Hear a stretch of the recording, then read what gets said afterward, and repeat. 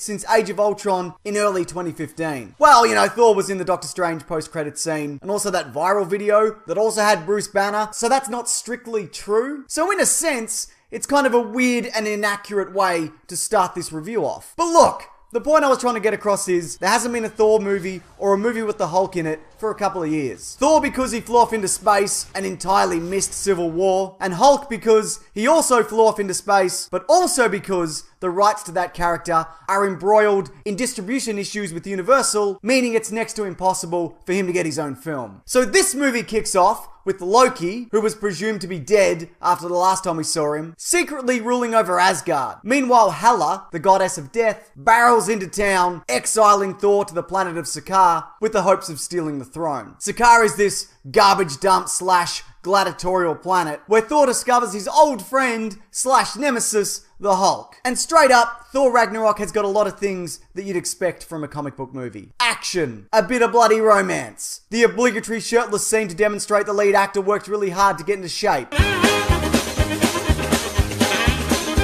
a plot about the end of the world and or universe or whatever. A lot of Marvel films are guilty of being retreads of the first Iron Man, where there's a few quips here and there. It's a bit of a fun ride, it's up and down, there's moral lessons to be learned, and then the hero fights a person who's like a bad version of them. This film, though, is directed by Taika Waititi, the man behind such projects as What We Do in the Shadows and Hunt for the Wilder People. His filmmaking style and sense of humor is very unique, and that humor is evident in this film. For lack of a better word, this is an odd Marvel film, which sometimes works, and other times it kind of feels disjointed and falls flat. Now, I like the Thor films, as in, I enjoyed the first one when I saw it, and the second one is fine, I guess. I don't really remember, something about elves and portals. This film, though, wasn't the big step up I was hoping for. I mean, it's funny in parts, but I don't think it's as funny as the director's previous films. And although the Hulk versus Thor scene is interesting and fun to watch unfold, after that particular battle, I don't think there's really any standout action sequences. It feels a lot like Taika Waititi was in charge of getting humorous performances out of everyone, and when that works, it's great. But then from there, the studio just kind of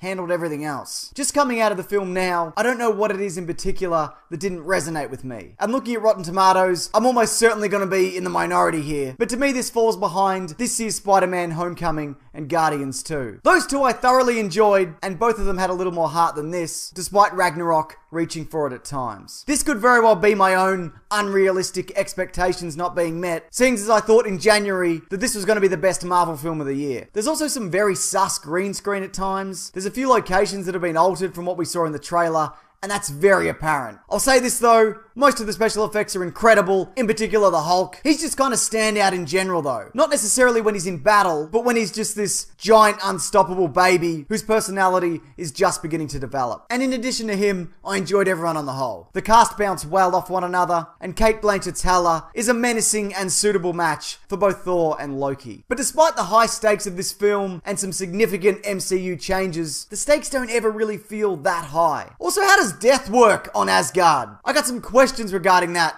coming out of this film. Oh, and this didn't bother me at all, but I feel like I should point out, if you thought this was going to be the Planet Hulk film, it really is not. It's a Thor film through and through.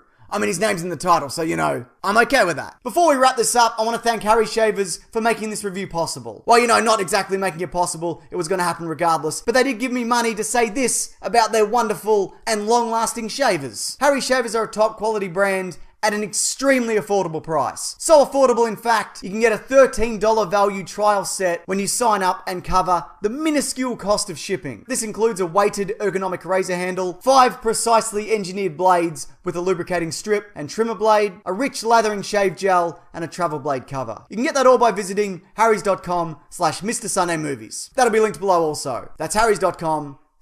Sunday Movies. Okay, so Thor Ragnarok. It's far from a bad film. It's an enjoyable ride, and if you love what the MCU has been doing, then I'd imagine you'd like this also. Like I said, it's got some solid humor and performances, but it just comes a bit short of the film that I was hoping it would be. Now, on the back of this review, I'm anticipating two particular responses out of all the varied responses. Those that say that I really hated the film but didn't want to go out on a limb and say that, and others saying, you just said it wasn't amazing just to be contrarian. Maybe one of those things are true. Maybe both are true somehow. Or maybe some films I like somewhat but don't love because there's things in it that are good and other things that are not as good. Who knows? It's a mystery. But what did you think of Thor Ragnarok? And if you haven't seen it, where does Thor as a character rank in general for you? I'd love to hear your thoughts if you have any or some or none. If you have no thoughts, just write none, I guess. Also, just so you know, there's videos here